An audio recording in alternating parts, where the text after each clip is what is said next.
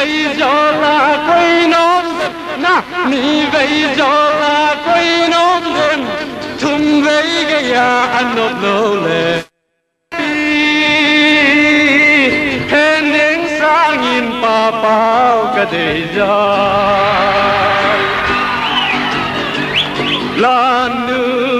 lan nữ mil phôi thế lan nữ này milem gen vang kamil phôi coi bakhat vậy do là coi nó nát ni vậy do là coi nó đêm thum vậy cái anh nộp lô lệ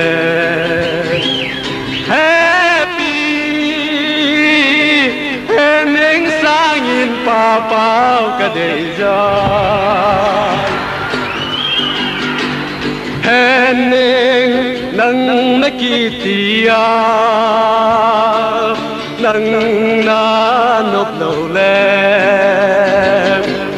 pa bao thì mới hẹn ở coi bác hát vậy do là coi nón đêm ni vậy do là coi nón đêm thum với cái anh nộp lô lệ happy hẹn đến sáng nhìn hẹn đến cả đời rồi hãy coi bác hát vậy do là coi nón đêm nát ni vậy do là coi nón đêm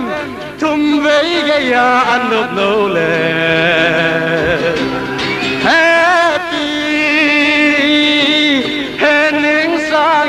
hẹn hình cả đời rồi happy